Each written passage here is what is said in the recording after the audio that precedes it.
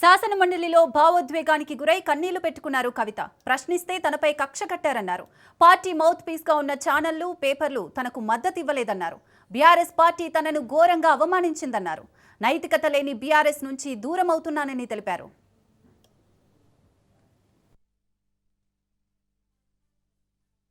నేనెప్పుడు కూడా పేద ప్రజల మధ్యలోనే ఉండి పనిచేస్తున్నాను అధ్యక్ష. ఈ కార్మికులు కావచ్చు, బీడీ టేకేదారులు కావచ్చు, అదేవిధంగా జిహెచ్ఎంసీ కార్మికులు కావచ్చు అధ్యక్ష, టీచర్లు కావచ్చు అధ్యక్ష, నిరుద్యోగులు కావచ్చు, సింగరేణి ఉద్యోగులు కావచ్చు, కరెంట్ ఎంప్లాయీస్ కావచ్చు, ఎవరు వచ్చినా అధ్యక్ష పని చేసి పెట్టేటటువంటి ప్రయత్నం చేసి పార్టీ పేపర్లు, పార్టీ ఛానల్ అయినా సరే ధైర్యం వదులుకోకుండా మొక్కువని నేను ప్రభుత్వం ఏర్పడక ముందు ఒక మాట అనుకున్నాం అధ్యక్ష.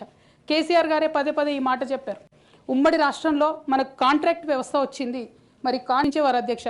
కానీ తెలంగాణ వచ్చిన తర్వాత పదే అధ్యక్ష బాధతో చాలా ఆవేదనతో నేను ఈ మాటలు చెప్తా ఉన్నా అధ్యక్ష. తెలంగాణ సమాజాన్ని రాజకీయంగా ప్రజల మధ్యలో కానీ పార్టీల మధ్యలో కానీ మాకున్నటువంటి రిప్రజెంటేషన్తో మేము ఆడవాళ్ళ కష్టాలు ఎవరికి చెప్పాలి అధ్యక్ష? ఒకనాడు కేసీఆర్ గారు అన్నారు అధ్యక్ష, ఈ దేశ రాజ్యాంగాన్ని మార్చాలి, మహిళలకు సమాన హక్కులు కావాలని. నేను అడుగుతా ఉన్నా అధ్యక్ష, పార్టీలు రాజ్యాంగాలు మార్చుకోవాలి అధ్యక్ష. ఇవ్వండి మహిళలకు సీటు. మీరు ఎంకరేజ్ చేయకపోతే ఎవరు ఇస్తారు అధ్యక్ష? ఎందుకోసం ఇస్తారు? మనం రాణి రుద్రమదేవి గురించి ఇలా మాట్లాడుకుంటున్నామంటే డెఫినెట్గా ఆమె స్వతంత్ర సంగ్రామంలో ఉన్నప్పుడు అధ్యక్ష మొదలు కాంగ్రెస్ పార్టీలోనే ఉండే అధ్యక్ష, భగత్ సింగ్ కానీ సుభాష్ చంద్రబోస్ కానీ ఇట్లాంటి వాళ్ళందరూ. కానీ తర్వాత వాళ్ళ ఫిలాసఫీ వెతుక్కొని వాళ్ళ దారి వాళ్ళు వెతుక్కొని పోయినారు అధ్యక్ష.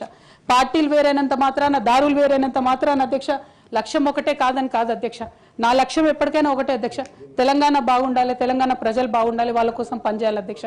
దానికోసం నేను ఖచ్చితంగా పనిచేస్తూనే ఉంటాను అధ్యక్ష. అదేవిధంగా అధ్యక్ష, బీఆర్ఎస్ పార్టీ వైఫల్యాల్ని ఎండగడుతూ సక్సెస్ అయినటువంటి కాంగ్రెస్ పార్టీ అధ్యక్ష కంప్లీట్గా వాళ్ళు కూడా అన్ని అంశాలను ఇగ్నోర్ చేసినారు అధ్యక్ష. నేను రిక్వెస్ట్ చేస్తున్నా అధ్యక్ష, ప్రధానంగా విద్య విషయంలో, నీళ్ల విషయంలో వాళ్ళు చేస్తున్నటువంటి తప్పిదాలే మీరు కొనసాగిస్తే డెఫినెట్గా ప్రజలు మీకు బుద్ధి చెప్తారు, అందులో ఎటువంటి అనుమానం లేదు. నేను చివరిగా ఒక్క మాట చెప్తాను అధ్యక్ష, डरना नहीं किसी के भी पैरों के नाप से, डरना नहीं किसी के भी पैरों के नाप से, आखिर में पुण्य जीत ही जाएगा पाप से, आखिर में पुण्य जीत ही जाएगा पाप से. गीता में कृष्ण ने कहा अर्जुन से बस यही, गीता में कृष्ण ने कहा अर्जुन से बस यही, आखिर में पुण्य जीत ही जाएगा पाप से. గౌరవ సభ్యురాలు సోదరిమణి కవిత గారి యొక్క ఆవేదన, భావోద్వేగం మేము అర్థం చేసుకుంటాం. భావోద్వేగాల మధ్య అంత సమంజసం కాదనేటువంటి ఉద్దేశంతోనే ఆ రోజు అదే చెప్పాను, ఈరోజు కూడా అదే చెప్తున్నాను. మీరు ఆలోచన చేయండి, పునరాలోచన చేయండి. భవిష్యత్తు అనేటువంటిది ఎట్లా ఉంటుంది అనేది కాలమే నిర్ణయిస్తుంది. కాబట్టి భావోద్వేగంలో ఆవేదనతోనే తీసుకునే నిర్ణయాలు ఒకసారి సక్రమ బాటలో పట్టకపోవచ్చు. కాబట్టి మరొకసారి మీరు ఆలోచన చేయమని నేను రిక్వెస్ట్ చేస్తాను. ఇప్పటికే 4 months లేట్ అయింది అధ్యక్ష. ఆ పార్టీతో నాకు ఎటువంటి అనుబంధం వద్దు అధ్యక్ష. పైగా డెఫినెట్గా ఆడబిడ్డను కాబట్టి కొంత ఆవేదన తట్టుకోలేకపోతా ఉన్నా అధ్యక్ష. తమరి ముందు మాట్లాడేటప్పుడు కొంత ఇమోషన్ అవుతా ఉన్నా. బట్ ఈ 4 months మీరు ఇచ్చిన సమయంలో చాలా సుదీర్ఘంగా ఆలోచన చేసుకున్నాను అధ్యక్ష. దయచేసి రిజైన్ చేయడానికి మీరు నా రెసిగ్నేషన్ యాక్సెప్ట్ చేయమని చెప్పి మిమ్మల్ని కోరుతా ఉన్నా అధ్యక్ష. Thank you. డిసప్పాయింట్ చేయదు కాబట్టి నవ్వుతూ పనిచేస్తూ వెళ్ళిపోయిన అధ్యక్ష. ఇప్పుడు నా దగ్గరికి ఎప్పుడు పెద్దవాళ్ళు, పైరవికారులు, కాంట్రాక్టర్లు ఎవరు రాలేదు అధ్యక్ష. నేను ఎప్పుడు కూడా పేద ప్రజల మధ్యలోనే ఉండి పనిచేస్తున్నాను అధ్యక్ష. నా దగ్గరికి వచ్చినటువంటి బీడీ కార్మికులు కావచ్చు, బీడీ టేకేదారులు కావచ్చు, అంగన్వాడీ టీచర్లు కావచ్చు, ఆశా వర్కర్లు కావచ్చు, ఐకేపీ ఎంప్లాయీస్ కావచ్చు అధ్యక్ష, అదేవిధంగా జిహెచ్ఎంసీ కార్మికులు కావచ్చు అధ్యక్ష, టీచర్లు కావచ్చు అధ్యక్ష, నిరుద్యోగులు కావచ్చు, ఆడబిడ్డలు కావచ్చు, సింగరేణి ఉద్యోగులు కావచ్చు, కరెంట్ ఎంప్లాయీస్ కావచ్చు, ఎవరు వచ్చినా అధ్యక్ష నేను కాదనకుండా నాకెంత వీలైతే అంత పనిచేసి పెట్టేటటువంటి ప్రయత్నం చేసిన అధ్యక్ష. అయినా సరే అధ్యక్ష, పార్టీ మౌత్ పీసులుగా ఉండేటటువంటి పార్టీ పేపర్లు, పార్టీ ఛానళ్ళు ఏ ఒక్కరు కూడా ఎన్నడూ కూడా మద్దతు ఇవ్వలేదు అధ్యక్ష. అయినా సరే ధైర్యం వదులుకోకుండా మొక్కువని నేను ప్రయత్నం చేస్తూనే వెళ్ళాను అధ్యక్ష. తెలంగాణ రాకముందు, బీఆర్ఎస్ ప్రభుత్వం ఏర్పడకముందు ఒక మాట అనుకున్నాం అధ్యక్ష. కేసీఆర్ గారే పదే పదే ఈ మాట చెప్పారు. ఉమ్మడి రాష్ట్రంలో మనకు కాంట్రాక్ట్ వ్యవస్థ వచ్చింది, మరి కాంట్రాక్ట్ ఎంప్లాయీస్తోని, అవుట్సోర్సింగ్ ఎంప్లాయీస్తోని దేశానికి నష్టం జరుగుతుంది, రాష్ట్రానికి నష్టం జరుగుతుంది, అందరికన్నా ఎక్కువ తెలంగాణ యువకులకు నష్టం జరుగుతుందని చెప్పారు అధ్యక్ష. ఆనాడు వారు సరదాగా ఒక మాట అనేవాళ్ళు, అందరికీ కాంట్రాక్ట్ పోస్ట్ ఉంది, మరి ముఖ్యమంత్రికి కూడా కాంట్రాక్ట్ పోస్ట్ ఉంటుందా అని చెప్పి ప్రశ్నించేవారు అధ్యక్ష. కానీ తెలంగాణ వచ్చిన తర్వాత 10 ఏళ్లలో కూడా కాంట్రాక్ట్ వ్యవస్థను మనం రద్దు చేసుకోలేకపోయినాం అధ్యక్ష. అది కాకుండా అవుట్సోర్సింగ్ ఎంప్లాయీస్ అవుట్సోర్సింగ్ వ్యవస్థను పెంచి పోసిపోయినాం అధ్యక్ష. బాధతో చాలా ఆవేదనతో నేను ఈ మాటలు చెప్తా ఉన్నా అధ్యక్ష. తెలంగాణ సమాజానికి ఏదైతే ప్రశ్నించడం నేర్పించినటువంటి బీఆర్ఎస్ పార్టీ అధ్యక్ష, అంతర్గత వేదికలలో అనేక సందర్భాలలో నేను ప్రశ్నిస్తే అధ్యక్ష నా మీద కక్ష కట్టారు అధ్యక్ష. కేసీఆర్ గారు చుట్టూ ఉన్నటువంటి కొందరు వ్యక్తులు తప్పక చెప్తున్నాను అధ్యక్ష ఈ మాట. ఎందుకంటే భారతదేశ రాజ్యాంగం ప్రకారం రాజకీయ పార్టీలు ఏవైనా కూడా ప్రజలకు ఒక దిక్సూచిగా నిలవాలి అధ్యక్ష. వాళ్ళను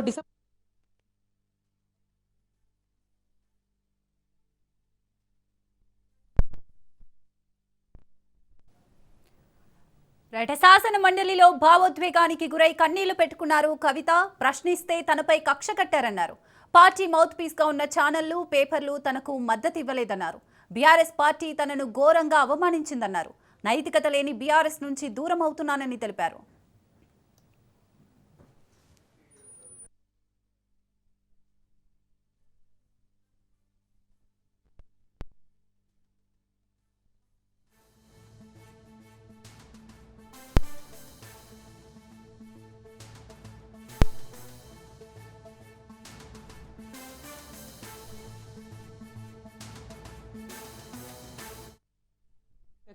నేనెప్పుడు కూడా పేద ప్రజల మధ్యలోనే ఉండి పనిచేస్తున్నాను అధ్యక్ష. ఈ కార్మికులు కావచ్చు, బీడీ టేకేదారులు కావచ్చు, అదేవిధంగా జిహెచ్ఎంసీ కార్మికులు కావచ్చు అధ్యక్ష, టీచర్లు కావచ్చు అధ్యక్ష, నిరుద్యోగులు కావచ్చు, సింగరేణి ఉద్యోగులు కావచ్చు, కరెంట్ ఎంప్లాయీస్ కావచ్చు, ఎవరు వచ్చినా పని చేసి పెట్టేటటువంటి ప్రయత్నం చేసి పార్టీ పేపర్లు, పార్టీ ఛానల్ అయినా సరే ధైర్యం వదులుకోకుండా మొక్కువని నేను ప్రభుత్వం ఏర్పడక ముందు ఒక మాట అనుకున్నాం అధ్యక్ష. కేసీఆర్ గారే పదే ఈ మాట చెప్పారు. ఉమ్మడి రాష్ట్రంలో మనకు కాంట్రాక్ట్ వ్యవస్థ వచ్చింది, మరి కానించేవారు అధ్యక్ష. కానీ తెలంగాణ వచ్చిన తర్వాత అధ్యక్ష బాధతో చాలా ఆవేదనతో నేను ఈ మాటలు చెప్తా ఉన్నా అధ్యక్ష. తెలంగాణ సమాజాన్ని రాజకీయంగా ప్రజల మధ్యలో కానీ పార్టీల మధ్యలో కానీ మాకున్నటువంటి రిప్రజెంటేషన్తో మేము ఆడవాళ్ళ కష్టాలు ఎవరికి చెప్పాలి అధ్యక్ష. ఒకనాడు కేసీఆర్ గారు అన్నారు అధ్యక్ష, ఈ దేశ రాజ్యాంగాన్ని మార్చాలి, మహిళలకు సమాన హక్కులు కావాలని. నేను అడుగుతా ఉన్నా అధ్యక్ష, పార్టీలు రాజ్యాంగాలు మార్చుకోవాలి అధ్యక్ష. ఇవ్వండి మహిళలకు సీటు. మీరు ఎంకరేజ్ చేయకపోతే ఎవరు ఇస్తారు అధ్యక్ష? ఎందుకోసం ఇస్తారు? మనం రాణి రుద్రమదేవి గురించి ఇలా మాట్లాడుకుంటున్నామంటే డెఫినెట్గా ఆమె స్వతంత్ర సంగ్రామంలో ఉన్నప్పుడు అధ్యక్ష మొదలు కాంగ్రెస్ పార్టీలోనే ఉండే అధ్యక్ష. భగత్ సింగ్ కానీ సుభాష్ చంద్రబోస్ కానీ ఇట్లాంటి వాళ్ళందరూ. కానీ తర్వాత వాళ్ళ ఫిలాసఫీ వెతుక్కొని వాళ్ళ దారి వాళ్ళు వెతుక్కొని పోయినారు అధ్యక్ష. పార్టీలు వేరైనంత మాత్రాన, దారులు వేరైనంత మాత్రాన అధ్యక్ష లక్ష్యం ఒకటే కాదని కాదు అధ్యక్ష. నా లక్ష్యం ఎప్పటికైనా ఒకటే అధ్యక్ష, తెలంగాణ బాగుండాలి, తెలంగాణ ప్రజలు బాగుండాలి, వాళ్ళ కోసం పనిచేయాలి అధ్యక్ష. దానికోసం నేను ఖచ్చితంగా పనిచేస్తూనే ఉంటాను అధ్యక్ష. అదేవిధంగా అధ్యక్ష బీఆర్ఎస్ పార్టీ వైఫల్యాల్ని ఎండగడుతూ సక్సెస్ అయినటువంటి కాంగ్రెస్ పార్టీ అధ్యక్ష కంప్లీట్గా వాళ్ళు కూడా అన్ని అంశాలను ఇగ్నోర్ చేసినారు అధ్యక్ష. నేను రిక్వెస్ట్ చేస్తున్నా అధ్యక్ష, ప్రధానంగా విద్య విషయంలో, నీళ్ల విషయంలో వాళ్ళు చేస్తున్నటువంటి తప్పిదాలే మీరు కొనసాగిస్తే డెఫినెట్గా ప్రజలు మీకు బుద్ధి చెప్తారు, అందులో ఎటువంటి అనుమానం లేదు. నేను చివరిగా ఒక్క మాట చెప్తాను అధ్యక్ష. डरना नहीं किसी के भी पैरों के नाप से, डरना नहीं किसी के भी पैरों के नाप से, आखिर में पुण्य जीत ही जाएगा पाप से, आखिर में पुण्य जीत ही जाएगा पाप से. गीता में कृष्ण ने कहा अर्जुन से बस यही, गीता में कृष्ण ने कहा अर्जुन से बस यही, आखिर में पुण्य जीत ही जाएगा.